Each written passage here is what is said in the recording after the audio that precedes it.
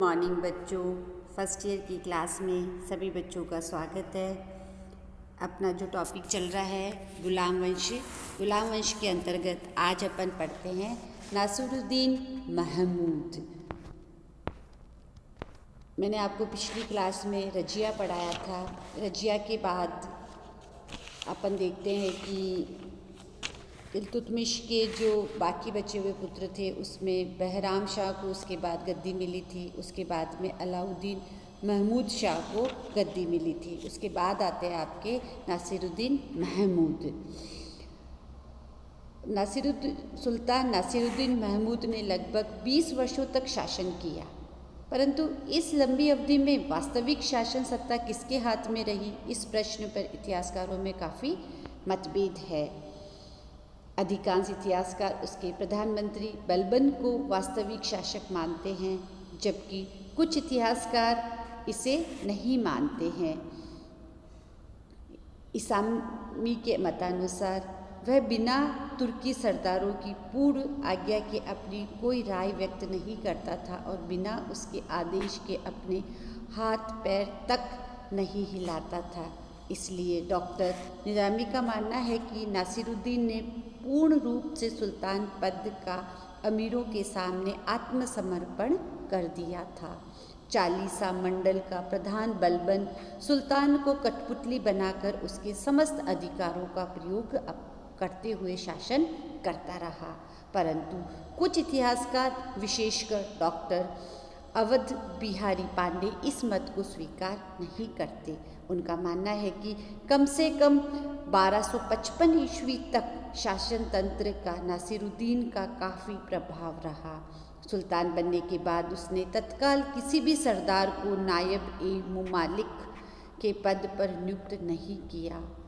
उसने अधिकांश अमीरों को पुराने पदों पर ही रहने दिया। 3 वर्ष तक वह अपने सरदारों के कार्यों का निरीक्षण करता रहा और बाद में सबसे योग्य बलबन को इस पद पर नियुक्त किया गया, परंतु जब बलबन के विरुद्ध उसे शिकायतें मिलने लगी तो उसे नायब के पद से हटाने में भी वह नहीं चूका और जब नया नायब भी अयोग्य निकला तो पुनः बलबन को इस पद पर नियुक्त किया गया। इस प्रकार के परिवर्तनों के परिणाम स्वरूप तुर्क सरदारों ने सुल्तान के विरुद्ध कोई विद्रोह अथवा उसके पदच्युत करने का षड्यंत्र नहीं रचा। इससे सिद्ध हो जाता है कि वह केवल गुड़िया शासक नहीं था। फिर भी इतना स्पष्ट है कि वास्तविक सत्ता बलबन के हाथ में रही। 1249 ईस्वी में बलबन ने अपनी पुत्री का विवाह सुल्तान के साथ कर दिया, जिससे बलबन की प्रतिष्ठा और भी अधिक बढ़ गई। सुल्तान ने उसे उलुग खां की उपाधि और नायब ए मुमालिकत का पद प्रदान किया। इस प्रकार देखते हैं कि वास्तविक सत्ता के पक्ष और विपक्ष के इतिहासकार जो भी थे उन्होंने अपने अपने तर्क प्रस्तुत किए। आगे देखते हैं सुल्तान के अंतर्गत बलबन के कार्य। वह कौन से कार्य थे जो नासिरुद्दीन के प्रधानमंत्री के रूप में बलबन ने संपन्न किए थे। मार्च 1253 ईस्वी से फरवरी 1254 ईस्वी के बीच के समय को छोड़कर 1246 से 1266 ईस्वी तक शासन संचालन बलबन ने ही किया था। इस अवधि में उसे अनेक प्रकार की समस्याओं का सामना करना पड़ा, परंतु उसने साहस, कूटनीति और सैनिक प्रतिभा के द्वारा न केवल समस्याओं को ही हल किया अपितु दिल्ली सल्तनत की आधारशिला को भी उसने मजबूत किया। इसमें फर्स्ट देखते हैं पश्चिमोत्तर सीमा की सुरक्षा। इल्तुतमिश की मृत्यु के बाद मंगोलों के निरंतर आक्रमणों से पश्चिमोत्तर सीमा की सुरक्षा अस्त व्यस्त हो गई थी। लाहौर, मुल्तान और उच्च के सूबों पर दिल्ली की तरफ से जिन लोगों को हाकिम नियुक्त किया गया था वे भी विद्रोहियों से जा मिले। दिल्ली से पर्याप्त सहायता न मिलने पर लाहौर के हाकिम ने मंगोलों की अधीनता स्वीकार कर ली। मुल्तान और उच्च के सूबेदार किशलू खां ने भी ईरान के मंगोल सूबेदार हलागू खां से समझौता कर लिया। अतः बलबन ने पश्चिमोत्तर सीमा की सुरक्षा की तरफ विशेष ध्यान दिया और 1246 ईस्वी में उसने पंजाब के खोखरों तथा लूटमाट करने वाले अन्य जातियों के विरुद्ध अभियान किया और उनका दमन किया। इसके बाद उसने सिंधु नदी के आसपास के उपद्रवी तत्वों का दमन किया और लाहौर, मुल्तान और उच्च पर पुनः दिल्ली का शासन स्थापित किया। 1246 से 47 की अवधि में एक शक्तिशाली मंगोल सेना भी सिंधु के तट पर आ गई थी, परंतु बलबन की उपस्थिति के कारण उसने नदी को पार नहीं किया और बलबन ने भी उन्हें उकसाने की कोई भी कोशिश नहीं की, इसलिए मंगोल सेना वापस लौट गई। बाद में सुल्तान नसीरुद्दीन का छोटा भाई जलालुद्दीन दिल्ली सल्तनत से प्राप्त अपने पद से असंतुष्ट होकर कराकोरम के मंगोल खान मंगू की शरण में जा पहुंचा और उसकी सैनिक सहायता से पंजाब पर अधिकार जमाने की प्रयास किया, परंतु उसे असफल होकर वापस लौटना पड़ा। इस प्रकार नासिरुद्दीन की मृत्यु तक मंगोलों और दिल्ली सल्तनत के मध्य कोई युद्ध नहीं लड़ा गया। नेक्स्ट था दोआब और कट्टेहर। इल्तुतमिश की मृत्यु के बाद केंद्रीय शक्ति की निर्बलता कमजोरी का लाभ उठाकर दोआब और कट्टेहर के राजपूत सरदारों ने विद्रोह कर दिया और वार्षिक कर देना भी बंद कर दिया। 1247 ईस्वी में बलबन ने उनके विरुद्ध सैनिक अभियान किया और उनके प्रमुख दुर्ग तलसट्टा पर अधिकार जमा लिया, परंतु 2 वर्ष बाद राजपूतों ने पुनः विद्रोह कर दिया और 1250 में बलबन को पुनः सैनिक अभियान करना पड़ा। फिर भी इस क्षेत्र में पूरी तरह से शांति स्थापित नहीं हो पाई और 1256 में कुतलुग खान ने विद्रोह किया और इस क्षेत्र के राजपूत सरदारों ने उसका साथ देकर स्थिति को संकटप्रद बना दिया, परंतु बलबन इस विद्रोह का दमन करने में सफल रहा। आगे देखते हैं मेवात। दिल्ली सल्तनत को चुनौती देने वाला एक नया तत्व राजपूतों में उठ खड़ा हुआ। उन्हें मेवाती या मेवात भी कहते थे।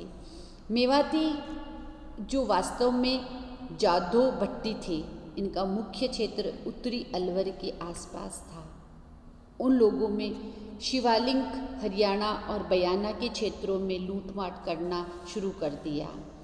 ये राहगीरों, व्यापारियों और सरकारी कोष को लूटकर भाग जाते थे और कभी कभी तो ये लोग दिल्ली तक धावा मार बैठते थे, मतलब दिल्ली पर भी आक्रमण कर देते थे। इनका दमन करने के लिए बलबन को कई बार सैनिक अभियान करने पड़े। सर्वप्रथम 1249 ईस्वी में मेवात पर आक्रमण किया गया और मेव बस्तियों को नष्ट करके सैकड़ों मेवातियों को मौत के घाट पे उतार दिया गया था, परंतु कुछ वर्षों बाद पुनः मेवातियों की लूटपाट शुरू हो गई। तो 1259 और 60 में बलबन ने पूरी तैयारी के साथ उन पर आक्रमण किया। उनके गांव नष्ट कर दिए गए और आसपास के जंगलों को भी कटवा दिया गया ताकि उन्हें छिपने का कोई स्थान नहीं मिले। हजारों मेवातियों को उनके घाट उतार दिया। बलबन आंशिक तौर पर शांति व्यवस्था कायम करने में सफल भी रहा, लेकिन फिर भी ये पूर्ण रूप से सफलता नहीं मिली। नेक्स्ट था राजपूताना।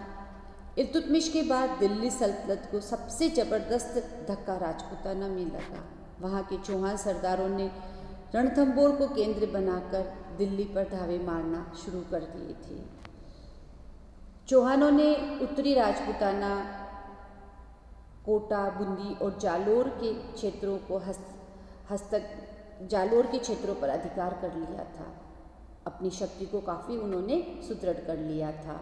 अजमेर पर भी तुर्कों का अधिकार नाम मात्र का रह गया था, क्योंकि चौहानों ने अजमेर के आसपास लावा, कालसी और सांभर में अपनी सैनिक चौकियां कायम कर ली थी। जैसलमेर की भट्टी राजपूतों ने भी अपनी शक्ति बढ़ा ली थी। मेवाड़ में गुहिल वंश भी अपनी शक्ति बढ़ाने लग गए थे। राजपूतों की बढ़ती हुई शक्ति का दमन करने के लिए बलबन ने 1248 ईस्वी, 1254 ईस्वी, 1258 ईस्वी में सैनिक अभियान किए और रणथंबोर, बूंदी तथा चित्तौड़ तक के क्षेत्रों को जीत लिया। परंतु जैसा कि इतिहासकार पांडे जी ने लिखा है कि उनके सैनिक अभियानों का कोई ठोस परिणाम नहीं निकला और राजपूतों की स्वतंत्रता बनी रही। आगे देखते हैं बुंदेलखंड, बहेलखंड और मालवा। दिल्ली सल्तनत के दक्षिणी सीमांत में चंदेल राजपूतों ने अपनी शक्ति को पुनः संगठित कर लिया था और झांसी, नरवर, भोपाल, मथुरा, ग्वालियर आदि क्षेत्रों पर अधिकार जमा लिया। मुस्लिम इतिहासकारों के अनुसार नरवर के शासक यजवपाल को हिंदुओं का सर्वाधिक शक्तिशाली शासक स्वीकार किया गया है। कालपी से चुनार तक का क्षेत्र बहेल राजपूतों के नियंत्रण में था और बहेल सरदार चंदेलों को अपना अधिपति मानते थे। 1248 ईस्वी में बलबन ने चंदेलों के विरुद्ध जोरदार अभियान किया, परंतु निर्णायक सफलता नहीं मिल पाई। इसी तरह से उसके अभियान का परिणाम अवश्य निकला, लेकिन चंदेलों को प्रगति अवरुद्ध हो गई, मतलब उसकी प्रगति रुक गई थी। बहेलों के विरुद्ध भी सैनिक अभियान किए गए और ग्वालियर पर भी आक्रमण किया गया, परंतु अन्य साक्ष्यों से स्पष्ट होता है कि बलबन के सैनिक अभियानों से यहाँ के राजपूत शासकों की शक्ति को किसी भी प्रकार की कोई क्षति नहीं उठानी पड़ी। इस प्रकार से बलबन ने सुल्तान के अंतर्गत अपने कार्यों को संपन्न किया। नेक्स्ट देखते हैं आगे बलबन।